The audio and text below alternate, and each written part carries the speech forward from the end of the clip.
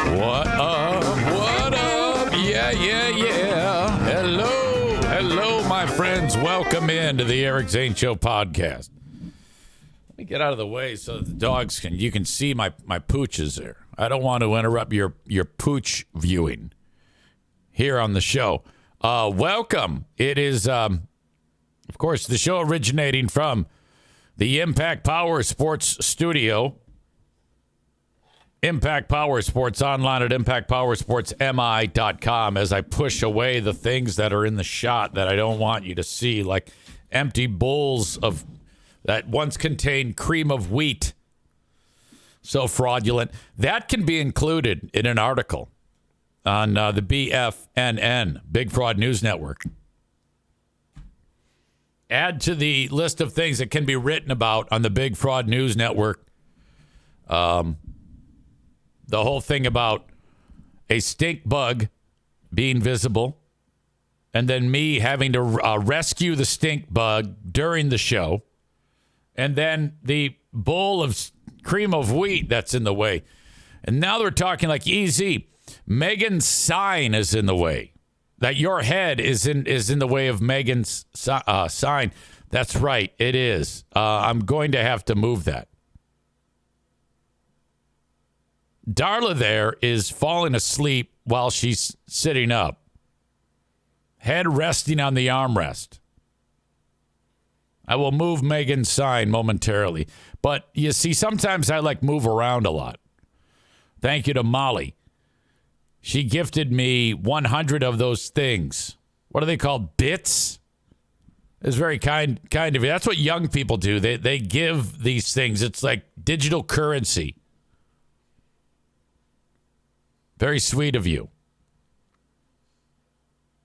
Today is the day for the eclipse. Now, where I am in Michigan, right around 1:58, the moon will start to obscure the sun and then slowly move across it.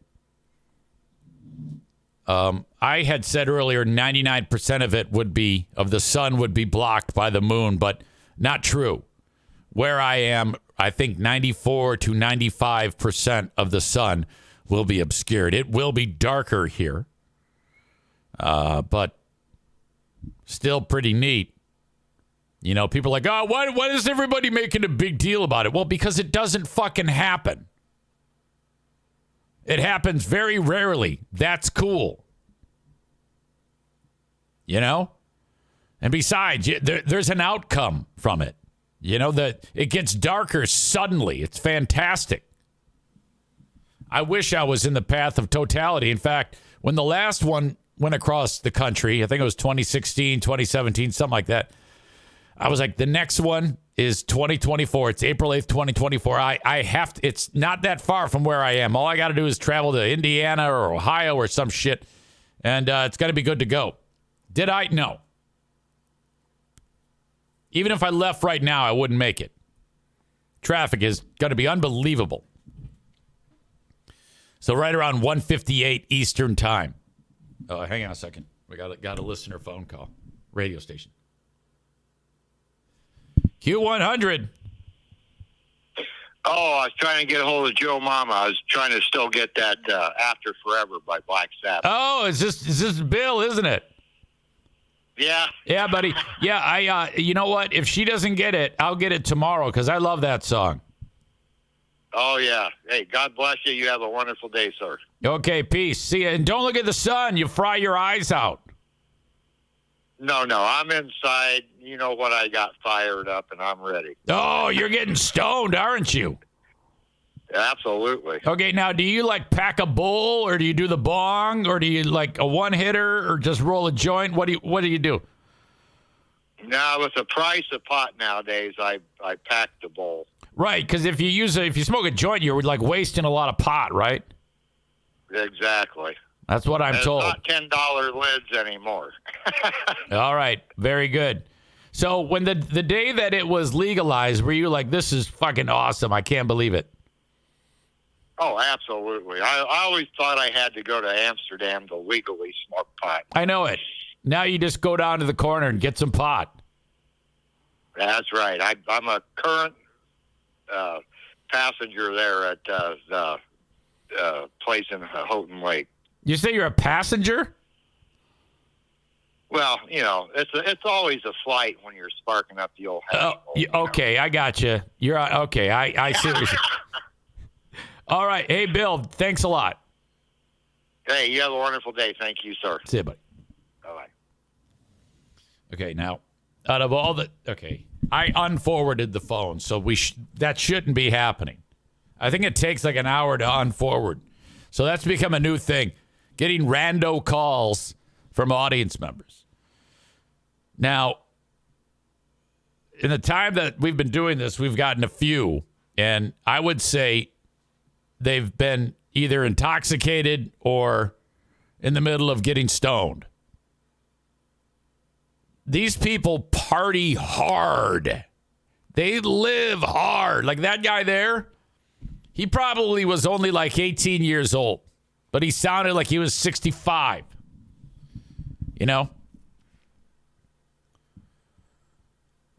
Let's see. Nick writes, I traveled to Nebraska for the 2017 Eclipse. That's where I got that time-lapse photo. Oh, that's the one that is behind you when you live stream. I didn't realize that's like a homemade thing. Did you buy it there or did you shoot it there? Molly says, start a new segment. What type of Easy fan is this today? Chris asks, Nick, was it worth it, Nick? I've wanted to travel to see an eclipse, but I'm worried it'll be cloudy or so crowded I'll be stuck on the highway or something and miss it. Well, you gotta leave early, I guess. Nick's friend shot it with a giant lens camera. Chris suggests that Faithful, with a Y, answers the phone. Up north, Justin, who is in, I forget what's the name of the community you're in, near Petoskey, because he came to see me Saturday at the casino, who is not like that. He works his ass off. Says that's pretty much the daily routine for most folks around here. A lot of numb and dumb. Charlevoix is where he's at. Another beautiful place to live. Justin made an appearance on the Ben and Eric Patreon podcast. And we got to see his truck and his pigs. His 4-H pigs that his son raises. Struck a lot of people like, oh, no. Those pigs eventually, as adorable as they are, Justin said, I get attached to them, too. They become food. It's just a different, it's just a layer of that I can't really do that. The closest I want to get to my food is the cooler at Meijer or Bob's Butcher Block. I would struggle with cows. Cows have those beautiful eyes, and they just look at you like, hey, I'm really nice. So I just can't do it. Chris says it's coming from a guy who eats lamb. Yeah, I know. Well, I don't want to see the living creatures. I only want, as far as I want to go when it comes to my food, is see how it is when I buy it. You can't focus on all those other elements. Hell, I would feel bad if with the chicken, and those aren't exactly, well, they're kind of cute. They're kind of cuddly. God damn. Anyway, welcome. So today at 1:58, like I said, sun will start to be obscured by the moon, and we have our glasses here. And the NFK is chomping at the bit. Day and a half ago, he, hey, Red, hey, Pooh, can you get me some of them glasses? Fucking shit. She goes, I have them. We have 12 pair here. They come in packs of 12. I bought them. Oh, shit, fuck. Yeah, all right, cool. And this is like really on his radar because today I'm getting Diana's lunch ready while she's getting ready for work. And I feel him lurking. And he's in the room to my right in the kitchen, and he's looking where supposedly he was told where the those little, they look like 3D glasses that you get at a theater, little shitty cardboard with the appropriate covering on them so you don't burn your eyes out. They work. And he's looking on the center island where he was told they were. And he's got this fucked up look on his face like he's getting ready to bite somebody's head off. And I turn to my right and I see him and I go, "What's up, big guy?" He goes, "Where the glasses at? Glasses supposed to be right fucking here, right here. That's where the glasses are supposed to be. Red said they're going to be right there." And I look and there's no glasses. So I train my head about 6 degrees to the computer desk.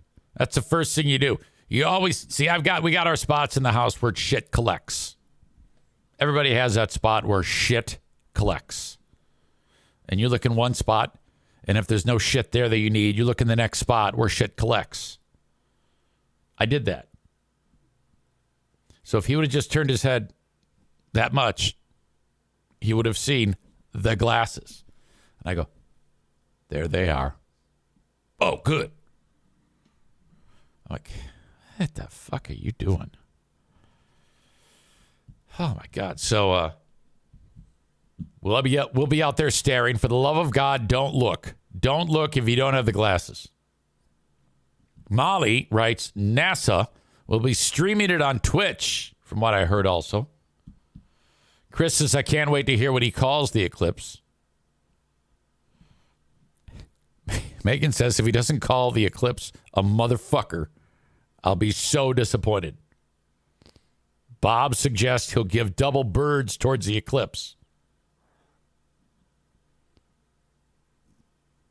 Chris says he'll probably double check the location of those glasses several times today. Oh, big time. I can guarantee you that. So I sit here right now, and I have shooting pain going through my neck down to my back. So strange. It was the old wake up Sunday morning and like, something's wrong. Something happened from the time I laid down to now. And so yesterday was a fucking horrible thing. And it seems like it's starting to ease to some degree, but I find myself, whereas before you can just turn your, like if the dogs did something that I wanted to see right now, I would, instead of whipping my head around, I would have to go and turn the chair, because if I whip my head around too much or too suddenly, it's painful. So if you notice me moving slowly, that's why, or wincing in pain. There's nothing worse than that. I take it back. There's a lot worse than that. Tooth pain. Kenney writes, "My back." Yeah, it is kind of my back, but it's more my neck. Stevie does an impression of the NFK. "Are you going to watch the eclipse today, Eric?" Yep. Are you? Of course. He always has the follow-up question, which I never answer. "Who are the Griffins playing?" Chicago Wolves. Are they? "Did you like the chicken?" Yep. Did you? "How's the radio station going?" Great. Is it? God damn it. I don't dare try to break him out of that, though, because he'll just feel like an idiot. The only time I really intervene is when, he does something ridiculous, like leaves feces somewhere. Or Chris in Buffalo says, "Are you going to let the NFK get stoned off his tits and play Pink Floyd for the eclipse?" He didn't smoke.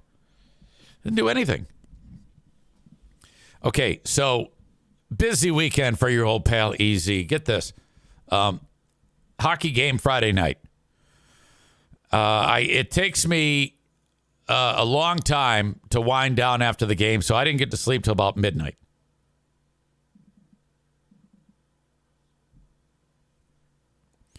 I have to get up on Saturday because I have to drive all the way to Petoskey, Michigan, which is almost as far north of the lower peninsula that you can possibly go. This is a 3 hours and some change car ride. Not complaining. I was looking forward to it. I like the drive. I like getting out of Grand Rapids and then it immediately becomes just trees. I'm going to a casino. I get up there. Oh, by the way, I've got a story about Sebastian Cosa I need to get to. I think I might have mentioned this one. I see, because username says Cosa is a fucking G. He sure is. I get all the way up there to the Odawa Casino, a radio station event, 11 a.m. to 2 p.m. 3 hours there. Do our thing. Now, the back half of the day, the evening, I'm in Muskegon as the color commentator for the West Michigan Ironman football team. So I start making the trip back. I probably start driving about 2:20. It's a 3 hour and 22-minute drive from Petoskey to Trinity Health Arena, downtown Muskegon. I drive slow. I have to pee every 25 minutes. That's a bitch because I drank a bunch of water and tea. I'm looking at the Google Maps, and it says that I'll be at the arena at 6:09. That's kind of early. I've got time. Like if I got there just a few minutes before 7, I'd be okay. I'd be pushing it, but I'd be okay. Then I realize I'm falling asleep.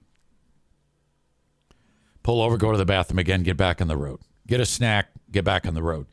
And then I get to a point where all those tricks aren't working. I can do nothing to stay awake. And I'm faced with an hour left of driving. And I'm like, God damn it.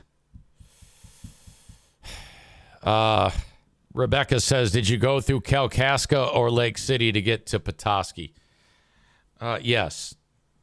I got through Kalkaska, which is a very racist community. I actually saw several people who had Stars and Bars flags displaying the Stars and Bars. Stand by, I gotta drink this.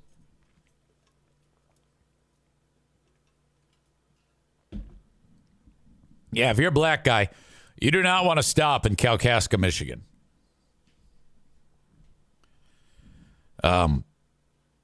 So then I got like an hour of driving. And I'm like, okay, I can't do it. I cannot do it. I actually had to pull over at one point to pee. And I had to pee so bad, and there was no place to go pee. I had to pull off the road and pee on the side of the road. That's how bad it was. That's how bad my bladder is. But I got to crash. Get to a rest stop. I look at the map. It says if I keep driving, let's say I wasn't tired, I would get there at 6:05. Like I said, plenty of time. So that means I can sleep for a little while and still make it in plenty of time. Well, then I fell asleep and I didn't set an alarm or anything. I wake up and I feel like more time has passed than should have. I'm like, uh-oh. I look at the GPS. Now if I leave there, I'll get there at 7. I slept for a lot of time. I'm like, uh-oh. Megan says you didn't set an alarm. You live on the damn edge, my friend. So the game I thought started at 7. So I called up Mario from the Mario Flores Lakeshore team of Van Dyke Mortgage. He owns a football team. I go, brother, so I'm driving. I should be there by 7. He goes, that's okay. Game doesn't start till 7:15. I'm like, fuck yes. Now, I want you to know that my job there as the color commentator for the West Michigan Ironmen football team is really starting to get to be more and more fun, because I basically say whatever the hell I want. I make shit up. I crack jokes all the time. I swear. And it was so effective this time around that the people that were watching the live stream of the broadcast on the West Michigan Ironman live broadcast thought I was drunk. I am compiling a supercut of the highlights of my broadcast with Coach Mike Taylor.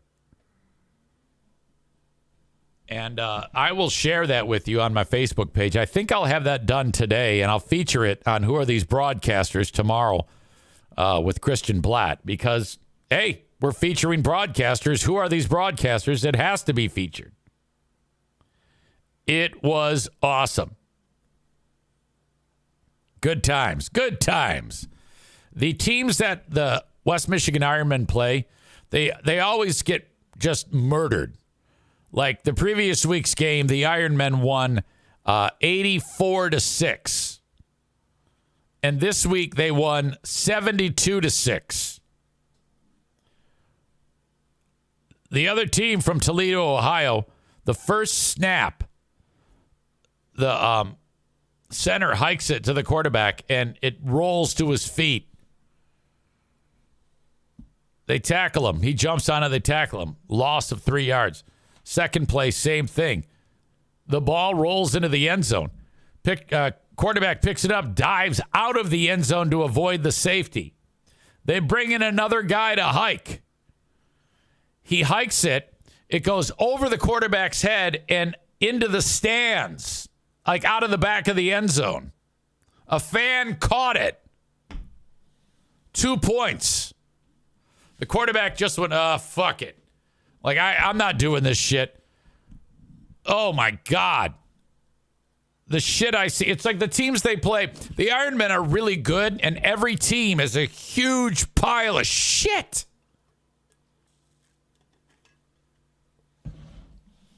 Chris says, my friend Zach plays for the Ironmen. Zach who? I need to know his name. Yeah, they're really good. So, all right. That was my weekend, and then I have to get home. Now, this is Saturday. This is all on Saturday, so that was 6:20. I drove for about 7 hours yesterday. Zach Watts, I know that name. 7 hours on Saturday. Oh, my God. It just took a lot of wind out of my sails, and I was screwed up for the rest of the weekend. Yesterday, it was time to recover, but I just felt like I don't know. I just felt exhausted. The only time I felt really good was when we were doing the Ben and Eric Patreon podcast, along with Who Are These Zanes, which was a big hit. And I got it posted. I got it posted in a timely fashion. So the video is up. The audio is up. Thank you so much for enjoying that and checking it out on Patreon. You guys are awesome. Should be noted that today is a Monday. So this show is divided into 2 parts. You've got me up until 11 a.m. Eastern Time when I have to bail for the historically awesome Q100 staff meeting. I'm part of the team. And then that ends at 11:30. I pick it up, and then we finish the podcast. So plenty for you to check out on Patreon. Chris even says, yeah, and a midnight release of Lost Zane recordings. Johnny on the spot guy. Okay. Well, anyway, when I am able to get my clips together from the Ironman football game, it is going to be an all-timer. You will really enjoy it. I'll post it to Facebook. And I think I might even post the audio to the audio platform so you can even listen to it. It's not exactly, because you can get a lot out of it just by listening to it. So I'll post that for you. Okay, thanks to the folks who are enjoying the show on Facebook, X, and YouTube. I take it back. I never even enabled that, so I don't even need to say goodbye to those folks anyway. But Facebook and Twitch are brought to you by my good friends at Irvine's Auto Repair, Grand Rapids Hybrid, and EV. X brought to you by Blue Frost IT. Follow me on those platforms as well as YouTube and Instagram, where you can follow me, and TikTok. I'm on TikTok too. Occasionally I put something up into there. Patrick writes, yes, the Monday podcast divided into 2 acts, Act 1 and Act 2. Patrick feeling the joy after, I guess, an eventful Wrestlemania. 2-day event. Saturday, Sunday. I don't really have anything to provide for that in terms of insight, as I did not watch. I know a lot of you did and enjoyed yourselves. I guess my question is, what does it take to be disappointed when it comes to a wrestling event? What is something that is, because the outcome is predetermined and you're just following a story. That's what Patrick says. Cody finished his story. It was incredible. What would have had to have happened for it to not be incredible? I'm kind of looking at, how does this add up in the brain of a wrestling fan? Kenney asks that question too, similarly. What's it take to be disappointed by a wrestling event? But then he snarkily answers that it's on my TV. Patrick says, I'd be disappointed if it was boring like Freeburn Hot Wing Show Stale Stories. Isn't Wrestlemania the one where, like, you might get a out of left field moment where somebody shows up that you haven't heard from in a long time and makes an appearance and turns the tide in the event? Like, all of a sudden, some wrestler from the past shows up and saves the day. Chris says, if it's too realistic. Chris says it's like watching a TV show. That's how I look at wrestling. I like it. I like the storylines that take place. I can appreciate the effort into it. I have nothing bad to say about wrestling whatsoever. Nothing. Patrick says, oh yeah, The Undertaker, John Cena, and more. It was incredible. The Undertaker showed up? Is that right? Am I understanding this correctly? The Undertaker showed up. I'm getting a great suggestion from Chris. He says, you should check to see if Big Drew wants to talk about it. It's a wonderful suggestion. Any opportunity to get Big Drew on the show, I'm down, because he is fantastic.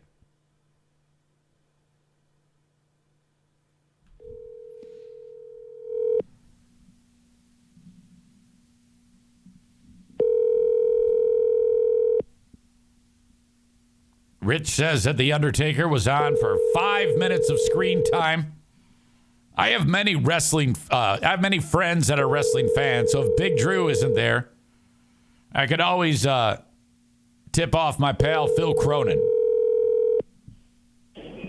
Thank you for calling. Fuck.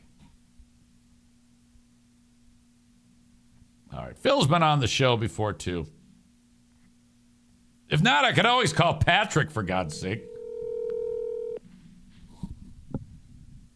What about Hollywood Dude? Oh, yeah, that's another one.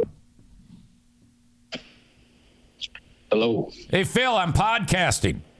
Hey, I figured you might be.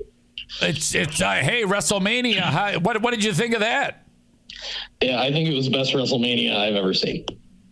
Okay, now being that I don't watch this, excuse some of my pedestrian questions, but I do have wrestling fans that are in on the chat. Some are not. Some are just being mean to wrestling fans. First of all, let's start there. What do you say when people are very judgmental about wrestling and people who watch wrestling? It's a form of entertainment, right? I mean, look at the stuff we do with the gold and everything. It's an extension of just sports entertainment in general. It's right now it's the hottest it's been since the early 2000s, and it's an art form. It's just good entertainment, just as any weekly TV show you'll watch on any other channel.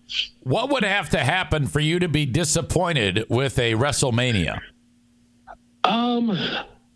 Knowing from a lot of experience with this, just not listening to what the fans think and want. They don't have to give us everything. Hey, hang on a second. Hey, you there? I am. I just saw the missed call. What can I do for you, pal? Okay, hang on a second. I'm gonna get your compadre in. You sit tight. I'm gonna bring in Phil Cronin. Hello. Yeah, hang on a second. Phil Cronin, say hi to Big Drew on the podcast. Oh, Big Drew. Oh, look at that. It's reunited and it feels so good, Philliam. Oh, I know. What's up, bro, Chacho? Getting back into the mindset that we were in the other night. What's going on? We were talking about Wrestlemania, and we pick up the conversation with Phil talking about what would have to happen for it to be a bad Wrestlemania. Oh, okay. I said there's been a lot of experience there for us. There has. We've lived through a decade or so of pretty rough product in between WrestleMania 30 and WrestleMania 40. There were some gems in between there, but a bad WrestleMania to me, and Phil, I'm curious what you said, is overstuffed, right? It's got too much content that doesn't have a payoff for the audience. It has a payoff for the wrestlers who get their WrestleMania payday, but the audience is left wondering why we were treated to 25 minutes of a 20-person battle royal that didn't mean anything. Right. No, I totally agree with that. What I said was just not listening to the audience. Right. And that was such a problem for so long. Oh, so like the fans, you have to go with the flow, right? Like, did that happen this time? Because wasn't it true that they were going to go with The Rock and they wanted Cody Rhodes to finish his story? Did they do what the fans wanted? Yeah, absolutely. I'd say in the end, absolutely, yeah. And it appears on Wednesday they are going to release kind of a behind-the-scenes documentary on the pivots that they made. So are you suggesting then that they had one thing planned, but there was so much backlash when all of that started to unfold that they gravitated towards that and adjusted the script? Yeah, that seems to be what they did, at least from my seat. I don't know about you, Drew. They're publicly acknowledging it for the first time, Zane and Phil. And that's I think the important thing here is that in the past, I would estimate, and I think, Phil, you'd agree, they've done this before. This is not the first time public reaction has altered the plans for a major event for the WWE. However, in the past, it's always been, no, that was our idea. Clearly, we came up with it first. They did LeBron James it, clearly we did this. We knew it was coming. We predicted it. We knew. We didn't need the fans. We don't need you guys. But Phil's correct. The biggest reason that WrestleMania 40 will go down in history as the best-selling, the most profitable, and arguably one of the top WrestleManias of all time is because not only did they listen to the fans, they rewarded their fans. They said, hey, you slept with us for all this time and it was terrible, but we lost all this weight. We're great now, and we're going to give you what you deserve for so long. Did The Undertaker make an appearance? Oh, did he ever? Phil, do you want this one? No, you can take this one. Man, I about popped out of my seat. I will, and should we spoiler warning in case people are waiting to watch it, or do we not care? No, go ahead. All right. So, and this is why, Zane, part of why I love wrestling is because wrestling has its own set of logic and rules that don't apply here in the real world, right? Because my future president, Dwayne "The Rock" Johnson, his whole bit now has been, I'm the final boss. I'm the last guy you get past. I'm the end of the game. Well, that's cool. How do you beat the final boss? Well, that's easy. You bring back a dead man. That's what they did. They had to beat the final boss, so they brought back a dead man. Taker was exactly what legends should be. He showed up, he whooped ass, and he left. That's it. No long match. He doesn't need to try to do a 30-minute Matt Classic. No, sir. He showed up, he played the hits, he got out, man. He was the wonders, all right? Tom Hanks was proud of our boy last night. How much do you think? And another small callback in that match was the AJ Styles meme that from a couple years ago with Undertaker standing behind him and him not realizing he was there. They did the exact same shot with The Rock, which was a cool touch. Well, and then you had the payoff, and I'm going to run for a minute here, Phil, as we're talking about the kind of symmetry that they did in just the final match. That's not even acknowledging the, dozen or so other great matches that we got over the weekend, but to focus on the meat and potatoes of it, you had Roman Reigns essentially choosing to pay off a 10-year vendetta rather than win the match. Mm-hmm. It was beautiful. I noticed Roman Reigns got pissed off in a press conference. Was that real heat or was it part of it? I'm going to say in character. Phil? Yeah, I would say in character. I think, there always might be something small bubbling that really kind of drives home the reality of it, or at least how well it's perceived on TV. But I would say that was for sure. Yeah. I think Roman Reigns is giving us his bid to become the next Dwayne Johnson, to become the next John Cena, to be that guy who elevates himself beyond WWE, because his performance as the tribal chief was, Phil, Oscar-worthy stuff. Yes, I acknowledge that. Have you guys ever bet on wrestling? I would say the only time I have has been like a Royal Rumble where you draw blind names. Oh, okay. But you haven't said, oh man, I think so-and-so is going to win the big match. And Right. Is that something you can do? Can you bet on wrestling? Absolutely. You can. I haven't done it. I've thought about it because I'm like, man, I know what they're going to do. I'm a smart guy.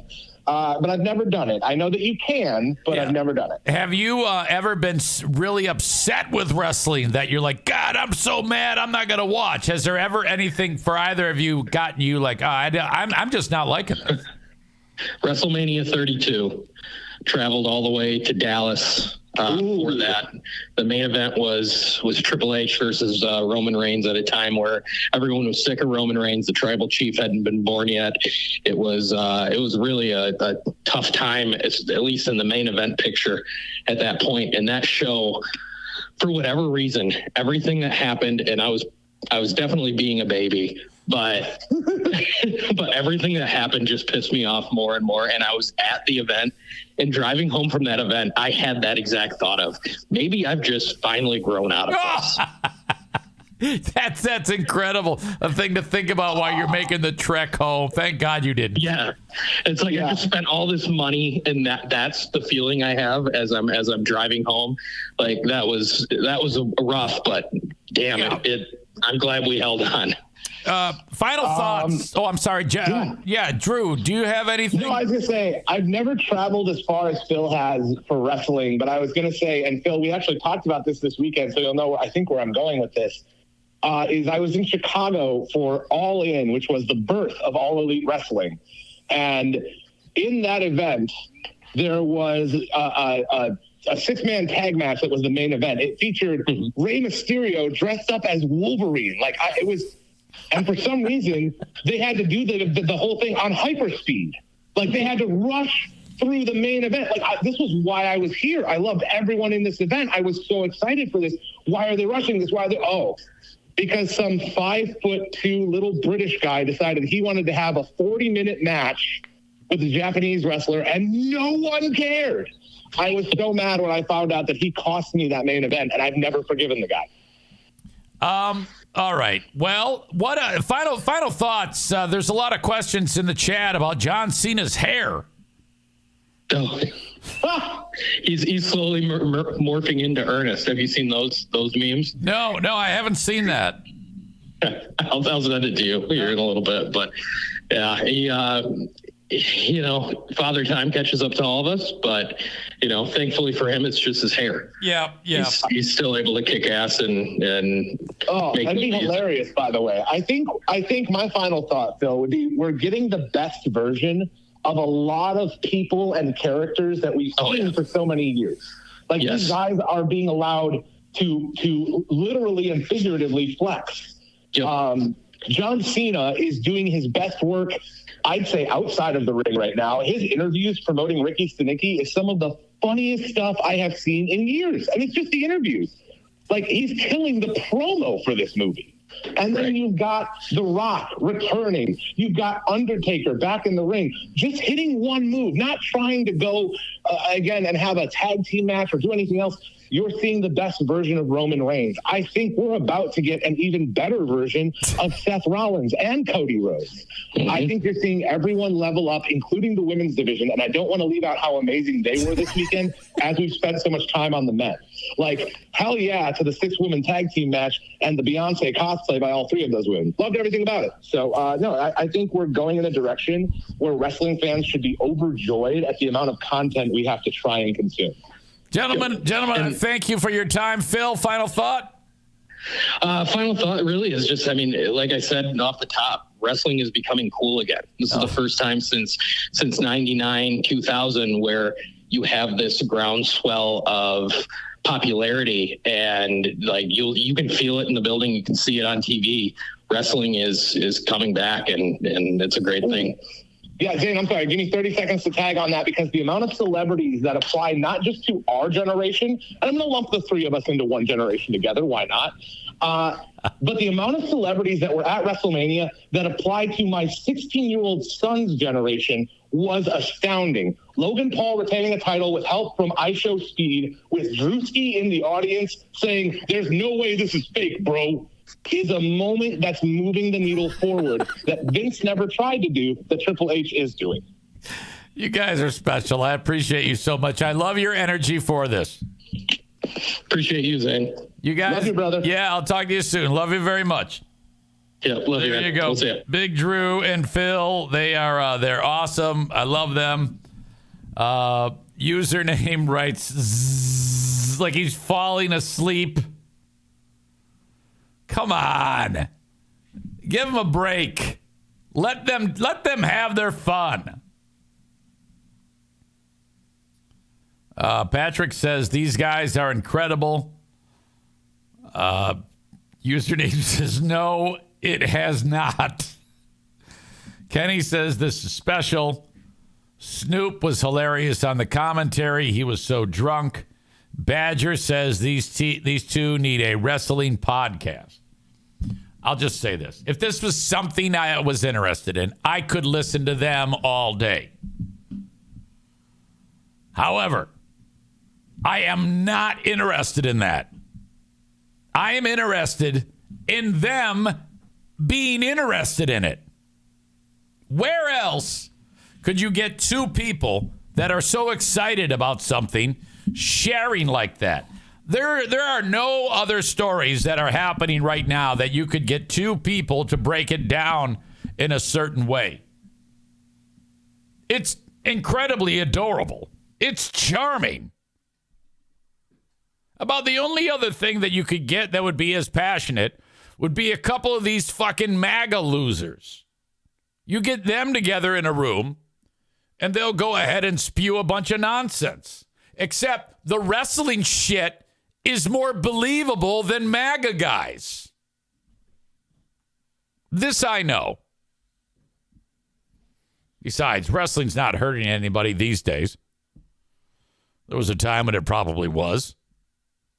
You know what we need to do? We need to get a period of time where there aren't wrestlers dying.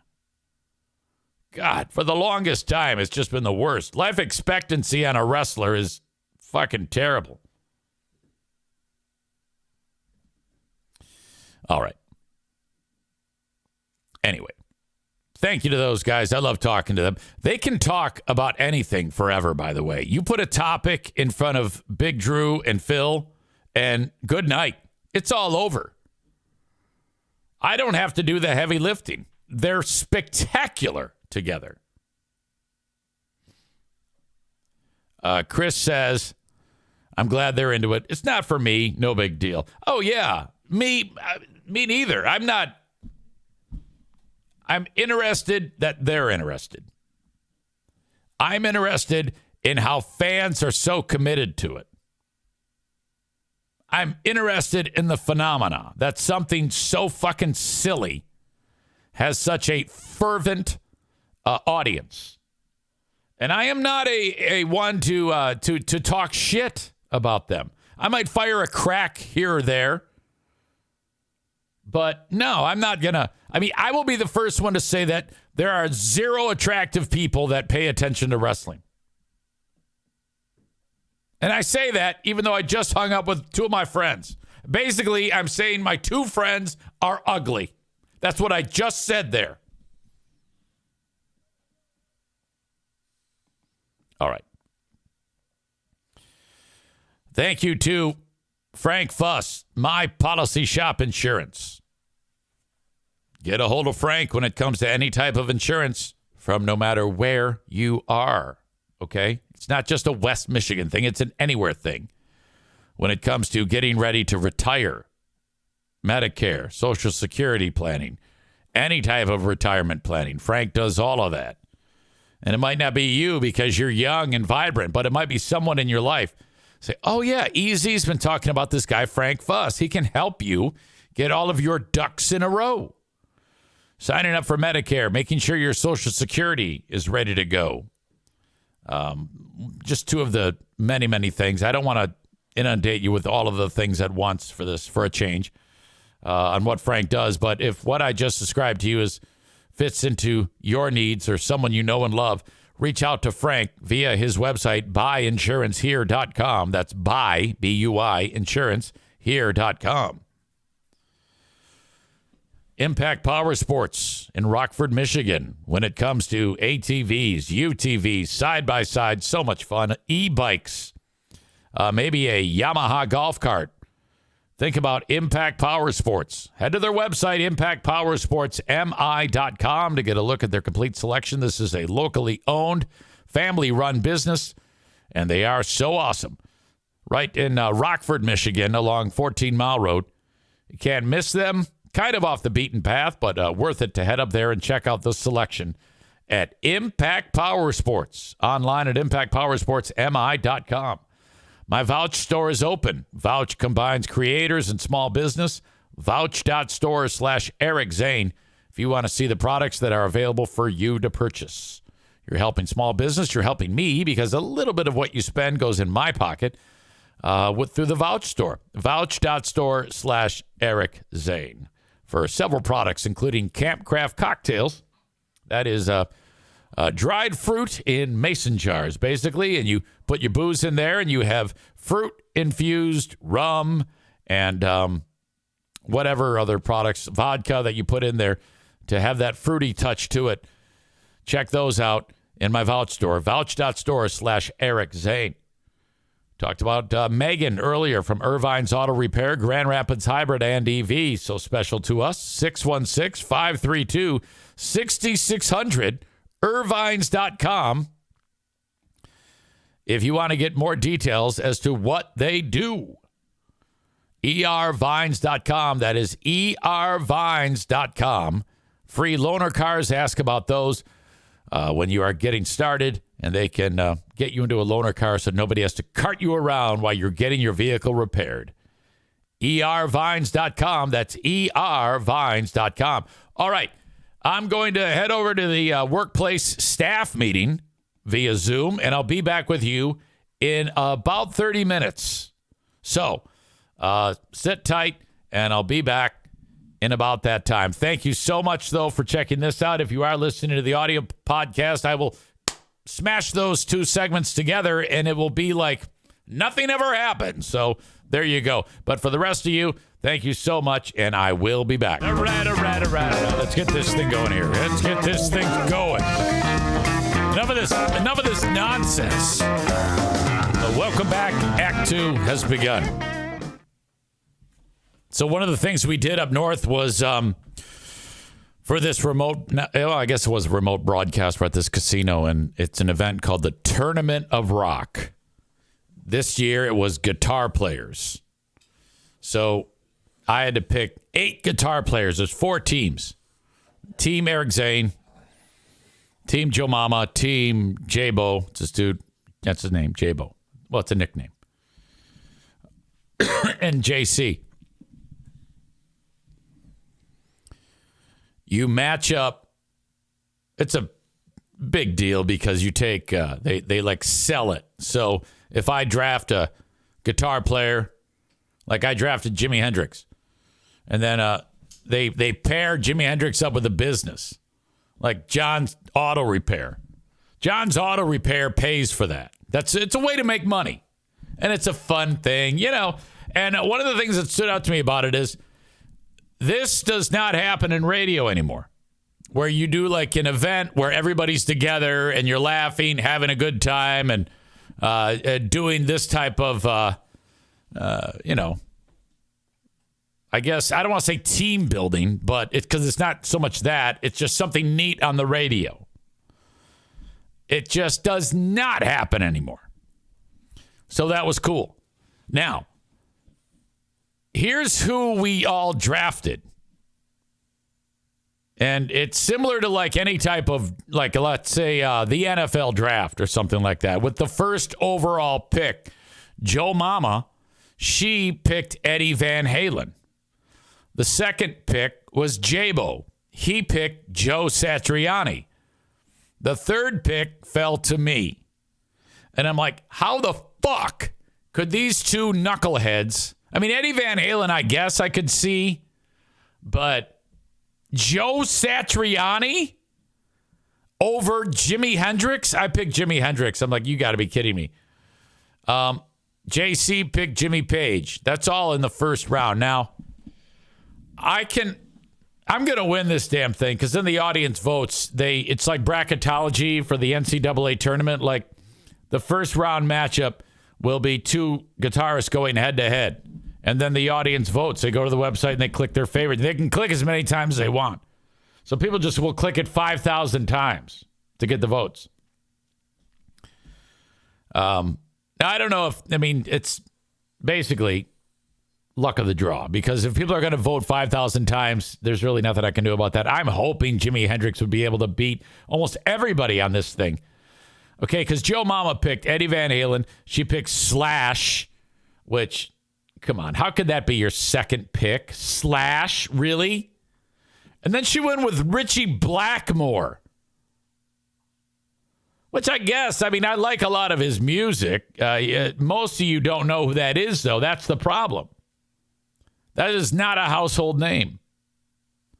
Richie Blackmore was known for his time in Deep Purple and Richie Blackmore's Rainbow. But nobody knows that shit. Some of you do, but most people don't. Then she took Brian May. Hard to argue with that one. She took Billy Gibbons. Hard to argue with that one. Tom Morello. Yeah, I guess so. But again, that doesn't hold, anything compared to like a Jimi Hendrix or even Billy Gibbons or Brian May. And then she went with Steve Stevens and Rory Gallagher, who I like Rory Gallagher, but give me a fucking break. How could you possibly go with Rory Gallagher? You know who else was available instead of Rory Gallagher? Eric Johnson, Wayne Kramer, Steve Marriott, Kirk Hammett, Nils Lofgren, Ace Frehley, Robin Trower, Pat Travers, Peter Frampton, Prince.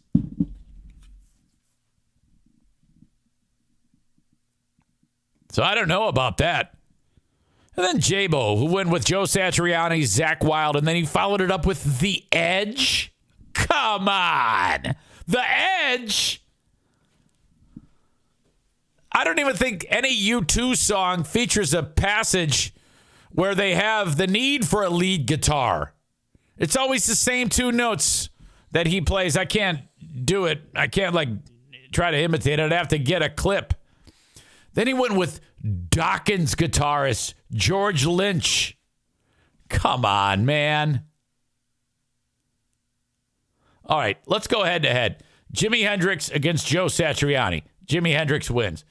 David Gilmour against Zakk Wylde. Give me a fucking break, Zakk Wylde. Fucking Sons of Anarchy looking bitch. Fuck that shit. David Gilmour, kick his ass. Eric Clapton against The Edge. Randy Rhoads. I picked Randy Rhoads. He picked George Lynch. Angus Young is on my team. He went with Joe Walsh. I'll kick his ass.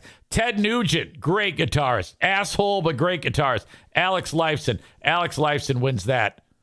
Tony Iommi by me against Neil Schon from Journey. There's no way Tony Iommi. He's incredible. And then finally, Carlos Santana. He went with some guy named Ian Thornley. None of you, I know, have heard of Ian Thornley. He's in some band called, you haven't even heard the band he's in, Big Wreck. Come on. Horrible choices. Okay, so I beat Joe Mama's face. I beat J-Bo's face. JC goes with Jimmy Page, Stevie Ray Vaughan, Jeff Beck, Pete Townsend. I don't know about that. Joe Perry, kind of. Dwayne Allman, I like that. I like Mark Knopfler, but he goes with Mick Ronson, who no one's heard of Mick Ronson. I will be shocked if any of you knew who Mick Ronson was in. Nick says Kirk Hammett isn't even the best guitarist in Metallica. James Hetfield. All right. Yeah, I could see that then. But isn't Kirk Hammett more of does James Hetfield play lead and rhythm? Is he like a double threat?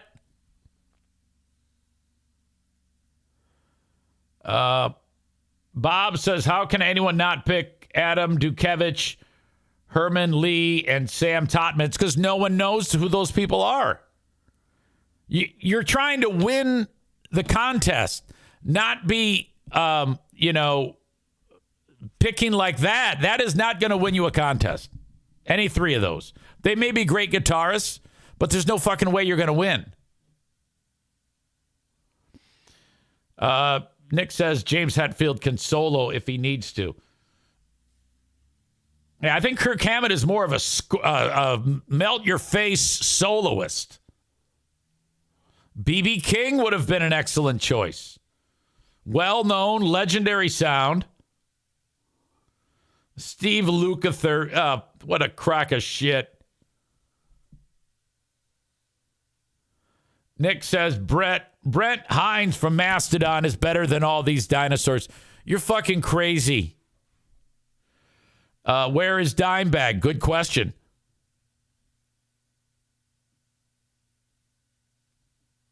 I don't know, man. Steve Vai. Well, yeah, I know. But again, what has that guy done lately? And seriously, no one knows who that is. You guys got to understand, if you're picking these shithead guitarists who either no one knows who they are or they suck, do any of you know who Mick Ronson is yet? Without looking it up, have any of you ever heard of Mick Ronson? Brent Hines is a fucking monster. That dude can play. Maybe, but again, there are probably a very small percentage of people who know who Mick Hines is. I've never heard of Mick Hines. And you got to understand, this is an older audience that listens to this radio station. You guys with your asshole tough guy rock that you listen to, which is shit to begin with. It's pure garbage. There's a reason why Mastodon, nobody listens to Mastodon. Okay? It's garbage music. Young Adam Schwab knows who Mick Ronson is. He played on Ziggy Stardust. He was David Bowie's guitar player. Congrats, you win the prize.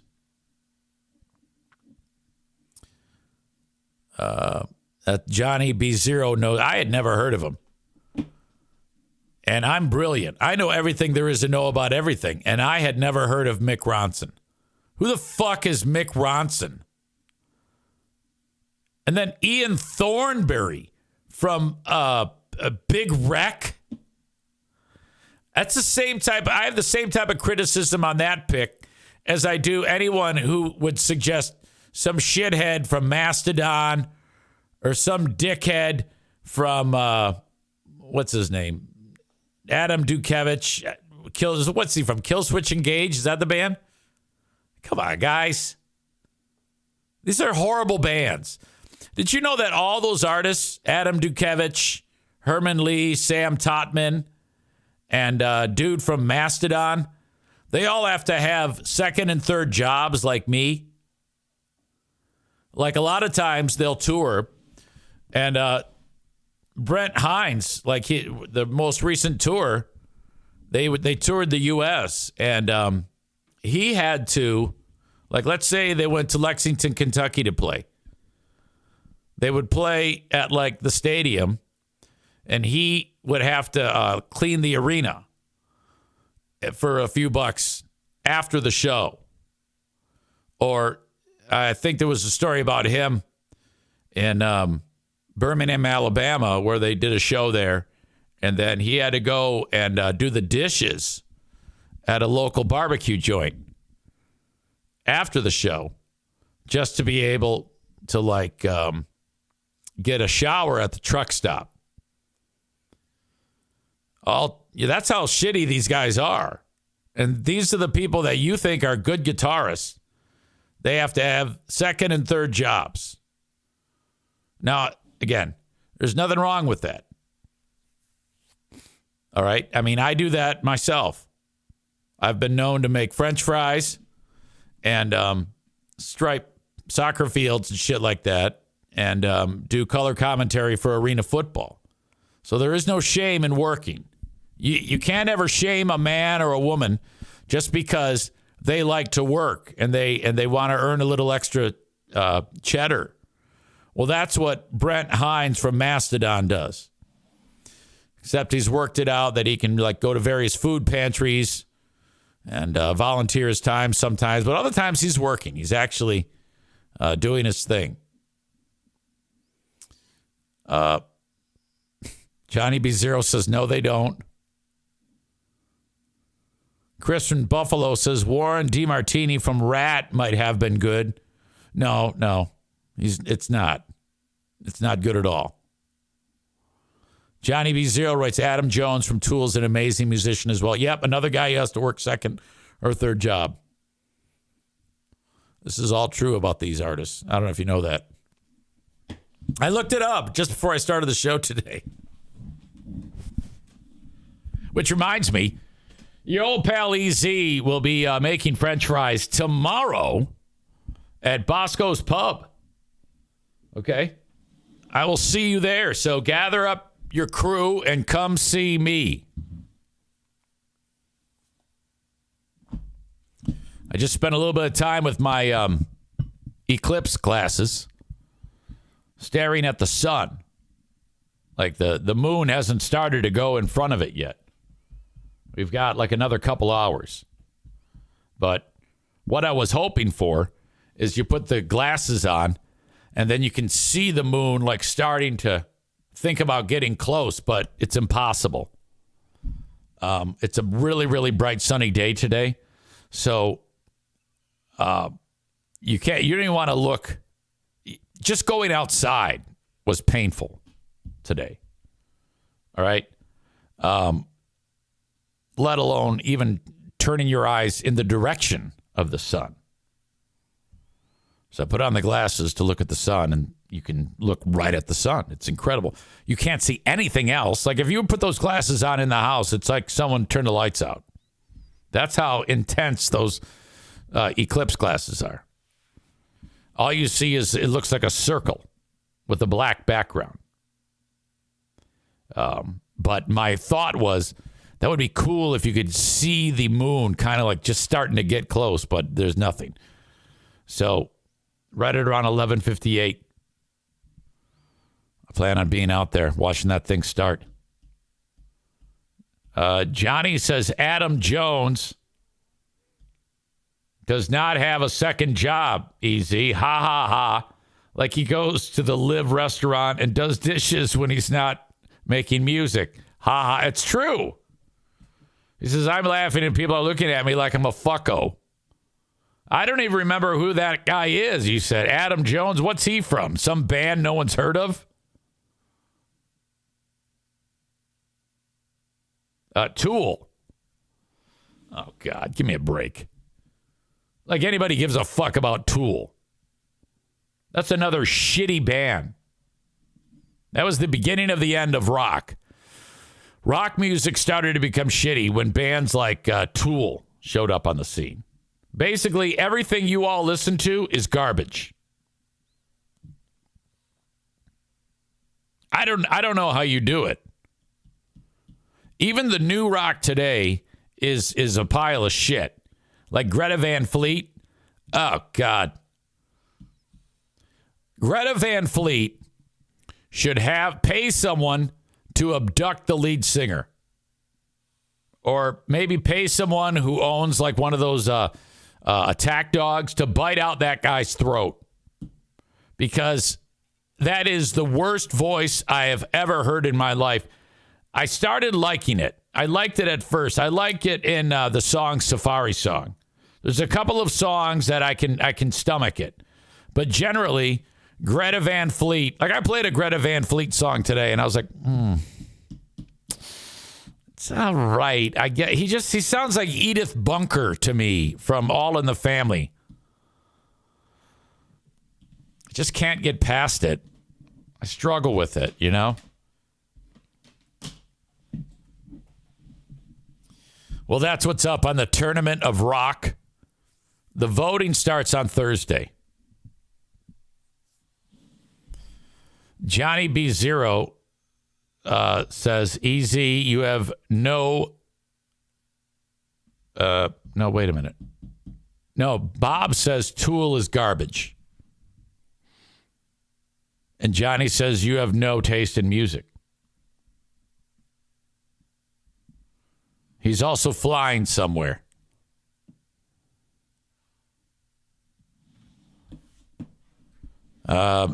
Maureen says you're dating yourself, Eric. Yeah, I know. I was a kid when All in the Family was on.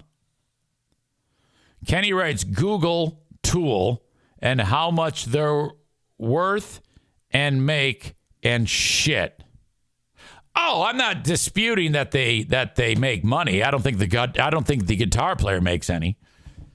I mean, there's a lot of money coming into the band, but I doubt that they're even giving anything to the guitar player. What is his name again? Tool net worth. Can you just do Maynard James Keenan? That is the lead singer of the band. Wow, I did not know he's that old. And he is a little fella, too. He is 59 years old, Maynard Keenan, and he is only 5'6". He's a little fella.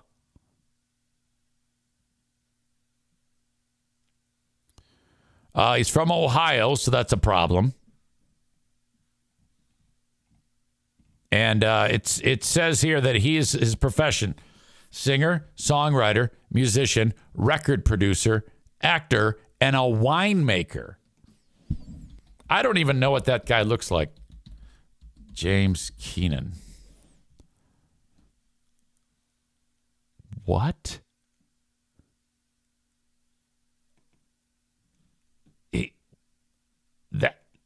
Holy shit.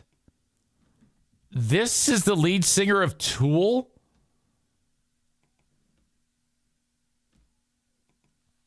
Oh, no. Wow. Boy, his stage presence is odd. Very interesting, though.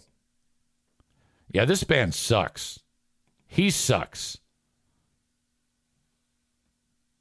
Oh, God, that's horrible. Maynard James Keenan wife. This is him with his wife. He can't look. He always looks fucked up. All right, he looks all right there. He looks pretty normal here. Yeah, he's a weird-looking dude. He looks all right there. He looks all right there. All right, you see now that he's older, he's starting to look normal. He looks normal here. He looks normal. You see, he's making wine. So he's realizing that he doesn't have to dress up like a fucking idiot all the goddamn time. Now that he's making wine, he's finally doing something productive. Because his music is absolute garbage.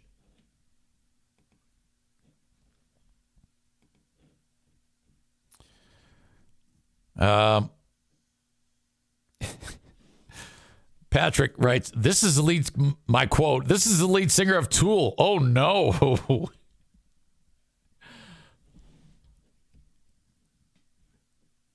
Stevie writes, Maynard is an asshole. Rob and I both know him. You know him like the way you know me? You don't know Maynard Keenan. However, I have heard people say that about him. There was a couple people at back in the days of GRD who interviewed him, and they said, yeah, he was a fucking idiot. Like, no good qualities whatsoever. The story's trickling in. Nick writes, Maynard went to art school in Grand Rapids. So perhaps that's how Stevie and Rob, her husband Rob, came to know him.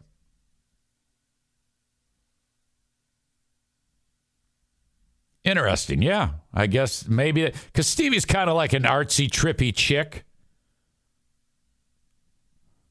Oh, God, we need some more stories. Bob said his wine is probably just as bad as his music. Adam Jones supplements his income by selling Les Pauls for $3,000. No, that's not true. He works at a restaurant. Maynard couldn't care less about being famous and will troll most interviewers. Is that what it is? Okay. Well, good for him. Anyway, I'm glad none of that shit is included on the Tournament of Rock. That's all I care about. Our pal Morgan Wallen got arrested this morning. I don't know if you saw this one.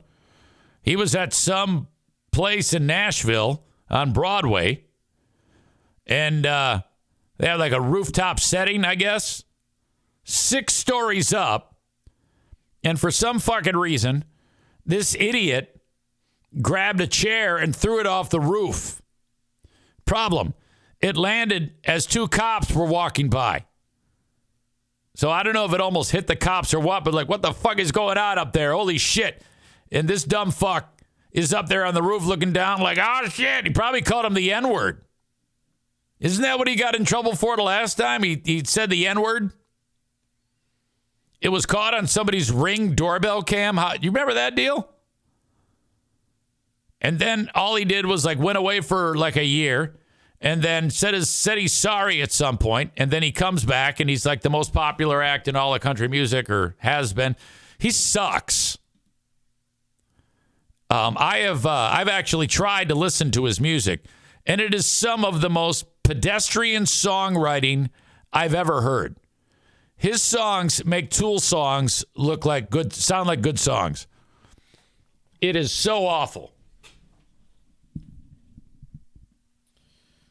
Chris says, didn't you go to rehab after the last one? Yeah, that's what you do. If you say the N-word, okay, you immediately announce you're going to rehab, you cancel the tour, you go to rehab. All right? And then what you're doing is you're kind of like stepping over nickels to pick up dollars because you'll be allowed to come back into the world after you say, oh, I'm so bad. Oh, my God, I fucked up. I said the N-word. I'm so bad. I'm drunk all the time. I need help. Yeah, you do that pussy shit. And then, you come back. Now, there's other ways to do it. You know, I've still yet to see this happen, but I'm waiting for someone to say, well, yeah, I said that word, and I like using that word, and I'm going to keep using that word. And I want you all to join me as we try to bring this word back.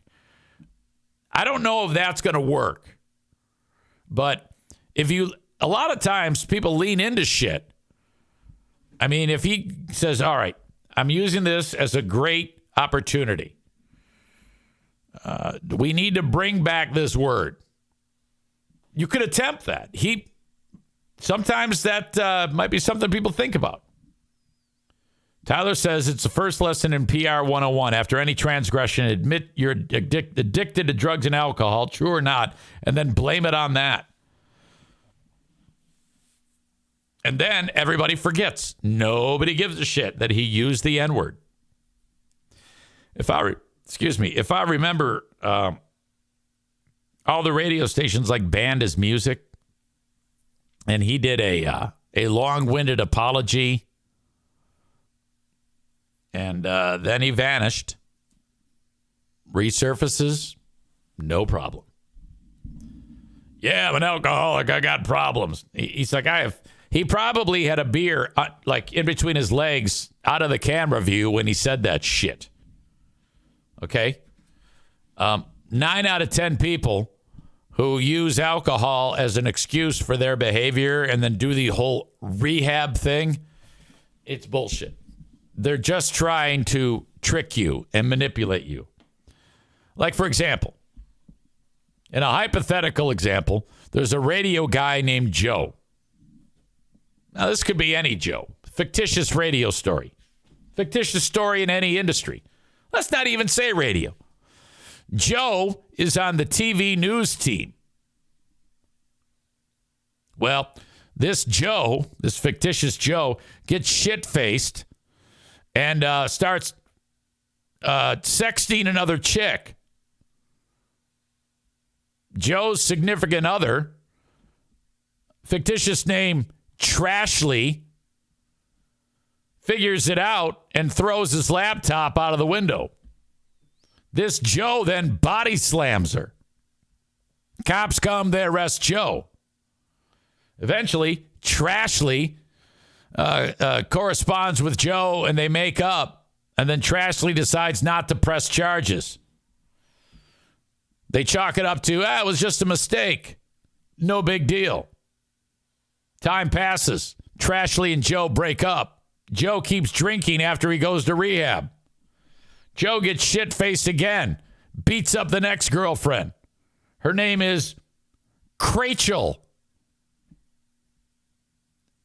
Happened to be on Thanksgiving. Crachel waits pretty significant amount of time before telling the world about the horrible behavior.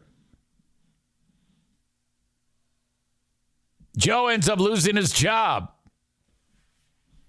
He wasn't going to rehab. Give me a fucking break. I'd like to remind you all that the Eric Zane Show podcast is a work of fiction. Any similarities to places, people, or things, either alive or dead, are merely coincidental and should be taken as such. This concludes this announcement of the Eric Zane Show podcast system. All right. So anyway, this guy throws the chair off. The cops see it. He was booked early Monday on 3 felony counts. Wow. Of reckless endangerment and 1 misdemeanor count of disorderly conduct, according to Metro Nashville Police. They tweeted this out. God knows they aren't looking for the any clues on that kid who fell in the Cumberland River. Find out how he died.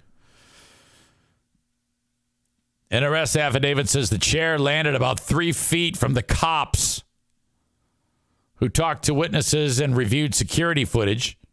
Witnesses told cops that they watched Wallen pick up a chair, throw it over the roof, and laugh about it. Wallen's attorney, Warwick Robinson, confirmed the arrest late Sunday and said the singer was cooperating fully with cops. He was released from custody and has a court date scheduled May 3rd. Got to get back into rehab. You got to take another year off. By the way, if you like country music, look at this look he has. You know, he's got an ascot on underneath his country boy shirt and his Wrangler jacket. What a fucking costume. I don't know what's worse, the music he makes or the costumes he has to wear with the paisley ascot, the country boy shirt, and the Wrangler jacket with a mullet. What an asshole. God damn. Still better than Tool. Tyler says Wallen could be heard yelling, "Fuck your chair, N-word."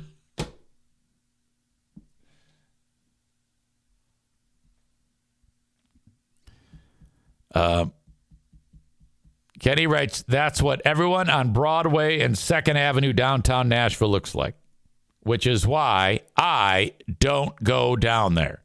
Well, that and your car won't make it.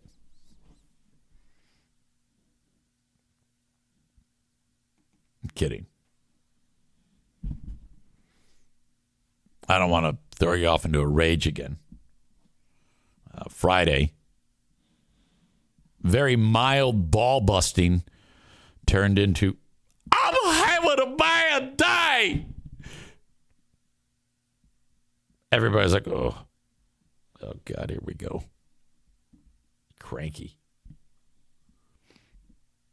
Sounds like Madison in the car.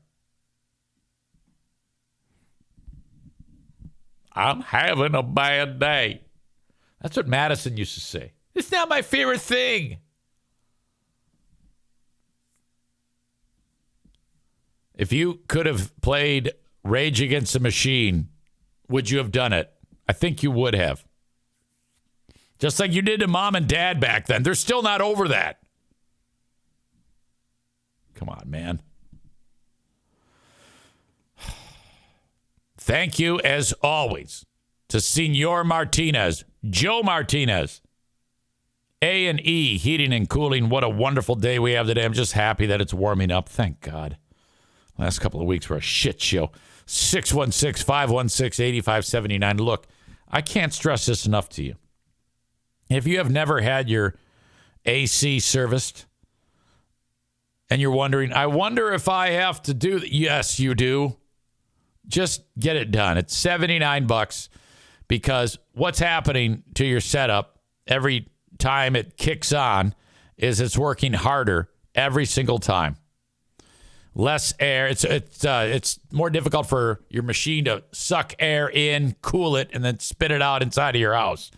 And the harder that your setup works, the shorter the lifespan is for it. Let's eliminate that by getting your AC tuned up. 616-516-8579 for A&E Heating and Cooling. Meanwhile, we have 7 more days till the tax deadline with Tag Accounting. You can still get this done. Reach out, 616-301-9516. That's 616-301-9516. Someone from Tag's going to pick it up. If not, leave a message. Make sure you mention my name. I'm an easy listener. I need to get my taxes done. Where do I begin? And then just do what they tell you. Fuck you, I won't do what you tell me. 616-301-9516. I hung out with Mario on Saturday from the Mario Flores Lakeshore team of Van Dyke Mortgage. Keep him in mind when it comes to getting your mortgage. Had a discussion with my daughter and my son-in-law. When's the best time to get a house? I go, anytime is the best time to get a house. Yeah, but the interest rates are high. You can always get a different interest rate. Yeah, but don't I want to wait? Don't I want to put so much money down? I go, well, that helps, sure, to put a lot of money down, but you don't have to. I mean, basically, what are you paying in rent? This amount. Can you afford to pay more? Yeah. All right. Well, then start, start shopping for houses. Figure out what you want to spend, what you're capable of spending in your budget. Mario helps you with all of that. 231-332-6505. That's 231-332-6505. NMLS number 3035, and they can help you from no matter where you are in the U.S. Thank you to Mario. Have any of you had to pay child support ever?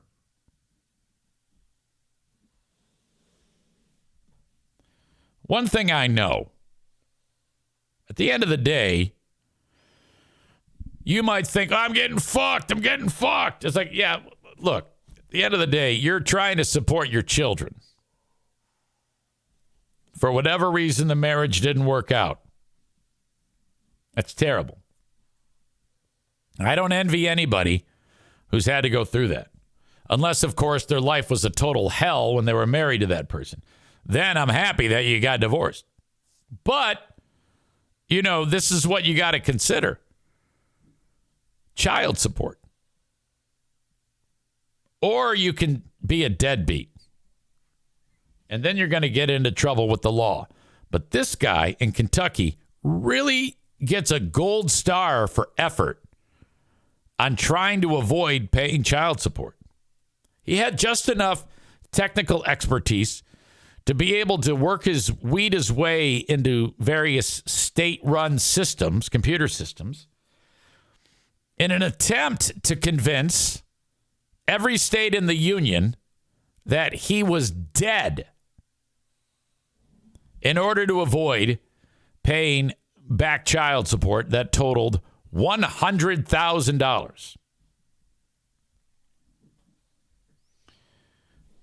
This man now has admitted that he faked his death to avoid paying his ex-wife that amount. Jesse Kipf, 38-year-old man, pleaded guilty to one count of aggravated identity theft and one count of computer fraud in federal court, according to a plea agreement obtained. Because of this, he's facing a lengthy prison sentence. You see, I don't know if I'd lock him up, because at the end of the day, he still has to pay the money back. And I don't know how much money he can. Maybe you work it out where he does both prison and works. Because I want the mom to get the money, A lot of times, though, moms don't. I know that Amanda used to tell us about her baby daddy owed her like $4 or something like that. And every time we would start a podcast, she would yell at us about her baby daddy, or she would call it the sperm donor. And so, we start a podcast.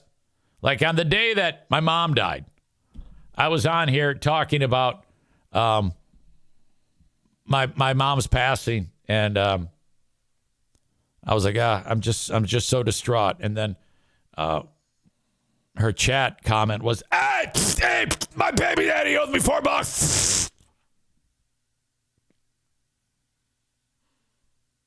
Amanda was featured heavily in the Ben and Eric Patreon podcast. I shouldn't say heavily. We were here doing the show, and she unmuted and blurted, and we all looked at her like she was crazy. Then I felt bad because I found out she was going to, like, her grandfather's celebration of life. I was like, God damn it, because I made fun of her badly. And I think she told me that to make me feel bad. Hey, thanks for the shout out. I was on my way to my grandpa's celebration of life. And I'm like, oh, shit, come on, don't tell me that. I didn't know she was going to that.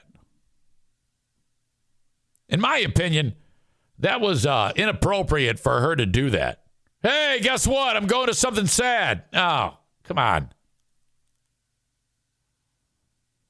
That's bullshit. You can't drop that shit on us. We're trying to make fun of you.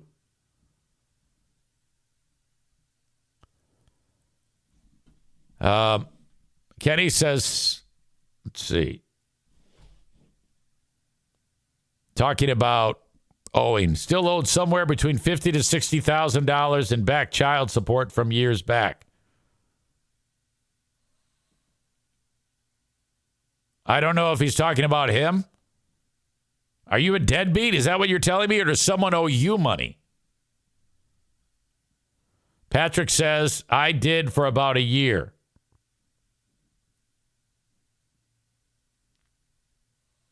Kenney writes, what a piece of crap. Child support is for your children. Deadbeat loser parents. Cole writes, my wife's ex owes her almost $80,000. Maureen says, Amanda should not be driving and commenting on a Zoom call either. Yeah, I think I'm going to do that from now on. If I see anybody on a Zoom and they're at the wheel, if you comment, you're in trouble. I'm going to actually turn your camera off.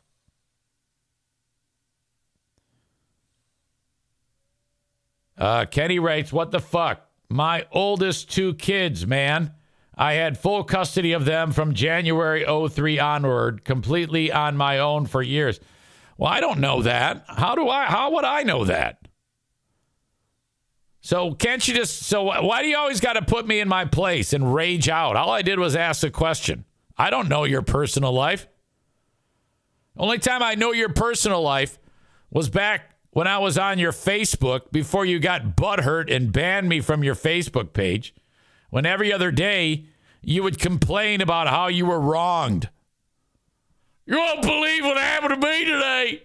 Oh my God. And then I would mention it. And then that's it. You're out. You're not my friend. Whatever. So that crazy bitch owes Kenney money.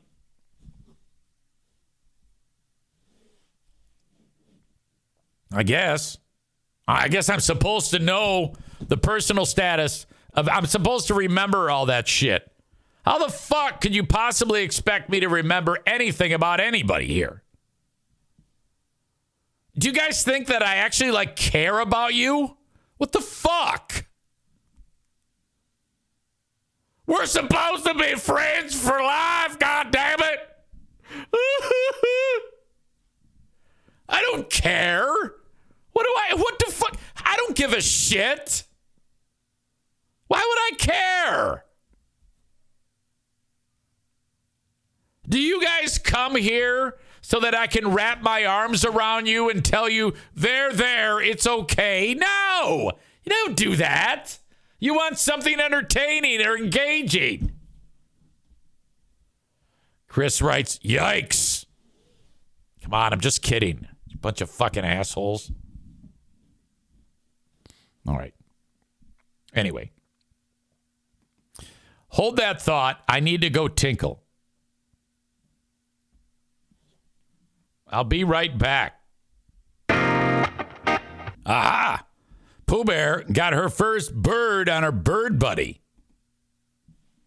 She sent me the video. She's so happy.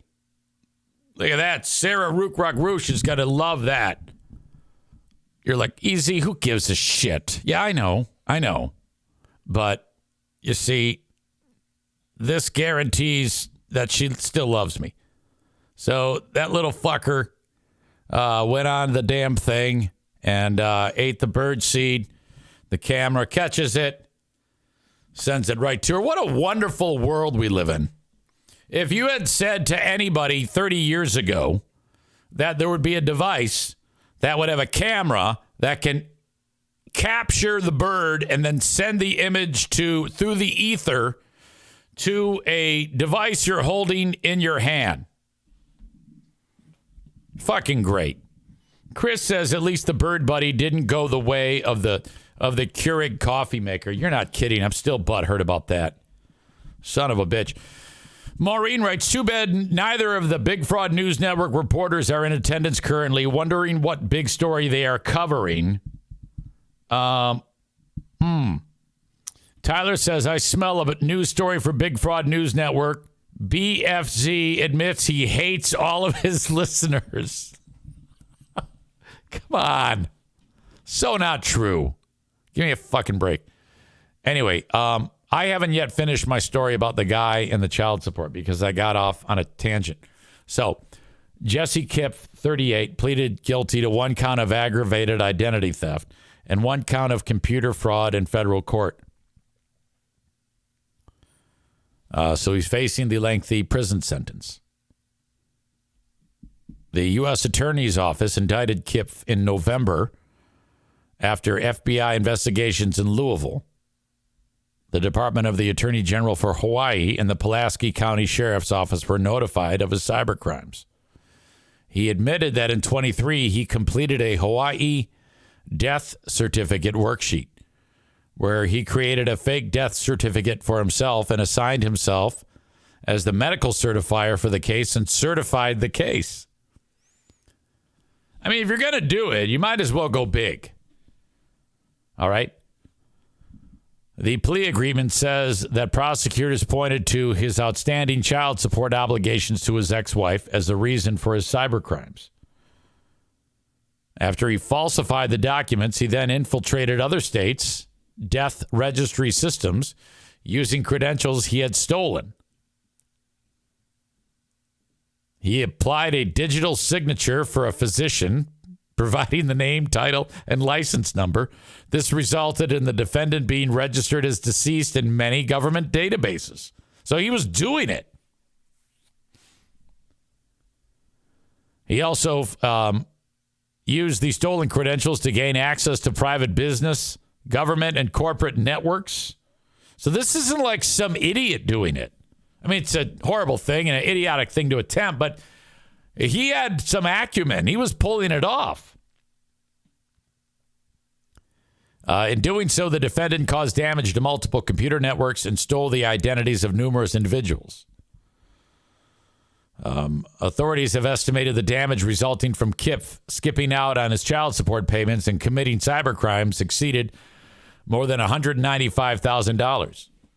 In the plea deal, Kipp has agreed to pay $3,500 in restitution to the state of Hawaii, $19,653 to Guest Tech Interactive Entertainment, $56,247 to Milestone Inc., and $116,357 to the California Child Support Agency. Sentencing is scheduled for sometime this week. Kipp is facing a maximum of 5 years in federal prison. God damn it. Come on. So basically, what started out as a $100,000 bill that it sucks, but you could have worked your way around it. I mean, you could have done it. You could have just earned the money and paid it back and lived correctly. But I don't know. A part of me just says, well, he's only 38 and he still has to make all those payments. So if they sentence him to the maximum of 5 years in prison, he'll get out at the latest of 43, probably earlier for parole. and then maybe learn a lesson. And then anytime he makes even $1, it's garnished. That might be the way to go. I kind of like that, actually. Tyler writes, I say this man gets an A for effort, cleared of all charges, and 0 child support owed going forward.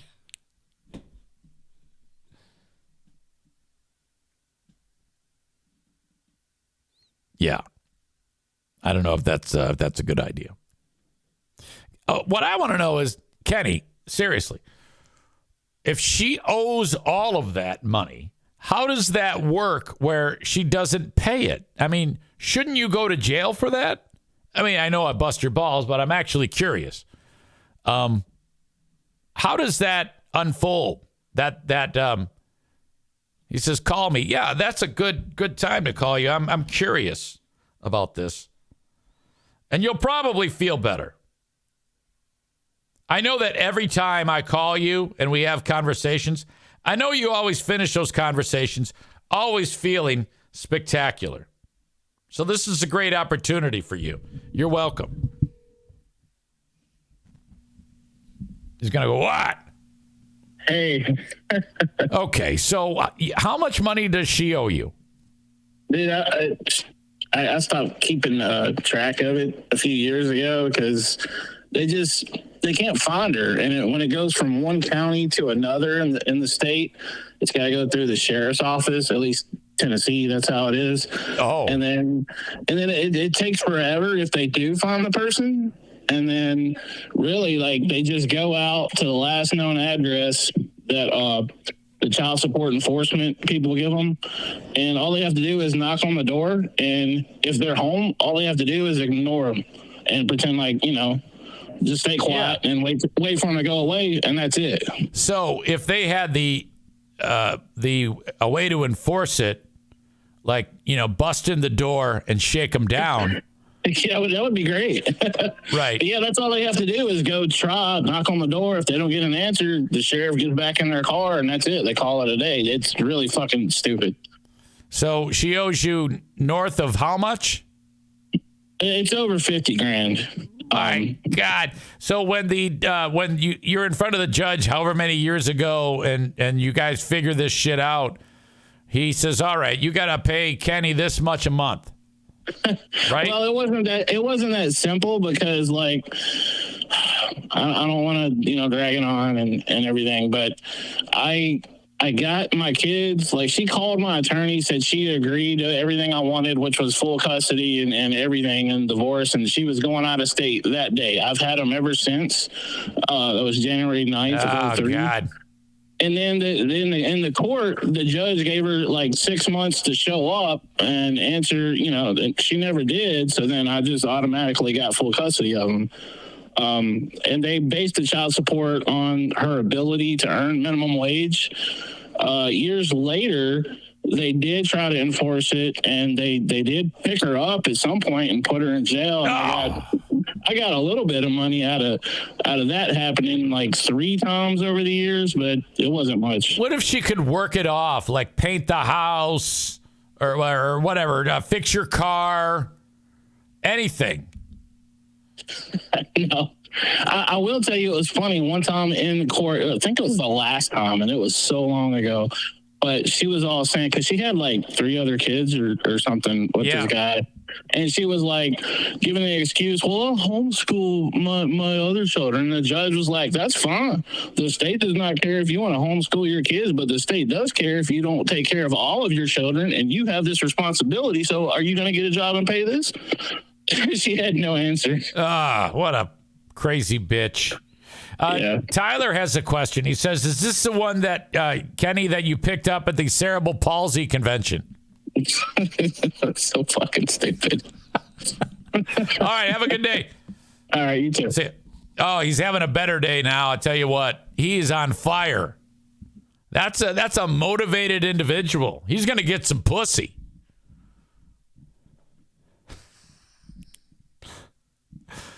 All right. My friends at Green Medicine Shop are doing a special event for 420, that's the day when you do like those types of sales. 420, that's like the big pot day, right? Hello, EZ. Attached are the flyers for our 420 pre-roll party, which has just started advertisements on social media and radio this week. I wanted to make sure you know all of our 420 plans since we have a lot going on at Green Medicine Shop in Greenville. Vendors on Friday the 19th from 12 to 3 and Saturday the 20th from 2 to 5. Vendors are great because they want you to try their product, so they're going to give it to you free. 70s themed disco party with selfie station, disco balls, fog machine, and we are all dressing the part. Oh my God, how fun.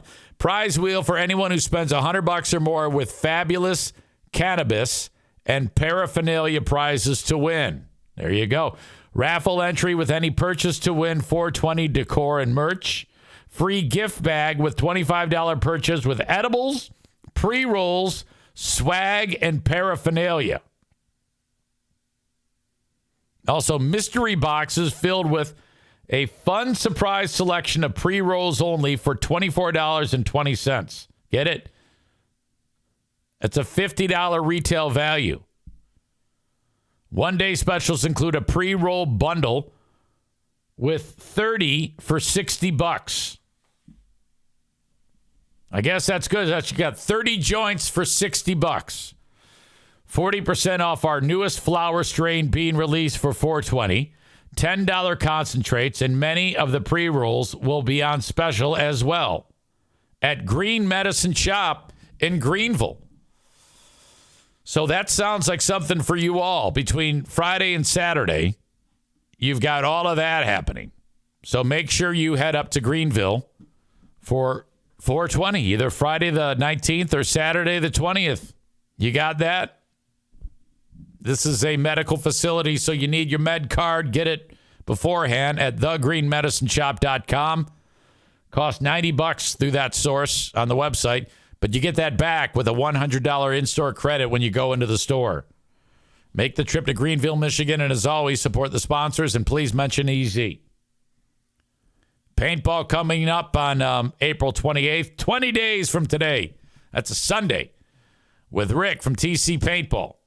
Paintball War number 24, the April aggression, happens.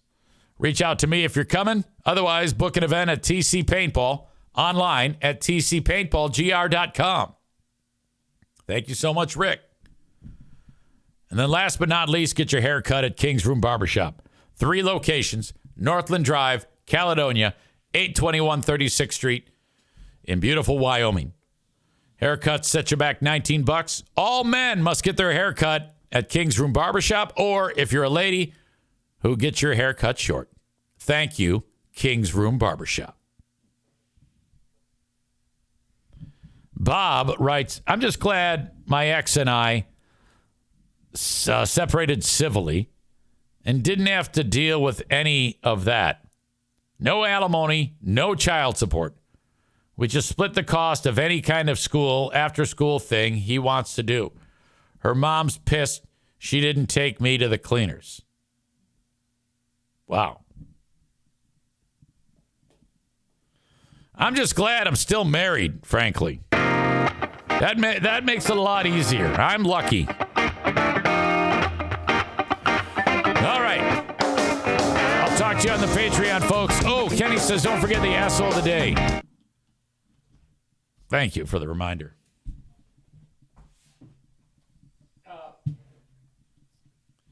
Yesterday's asshole of the day, or Friday's asshole of the day, was Kenney. All I have to do today for the asshole of the day, is attach an apostrophe and an S to his name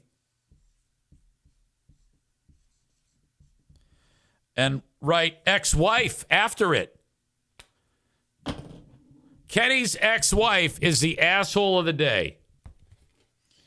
God, she owes him $60,000. That's like 15 years' pay combined for Kenney. That's horrible.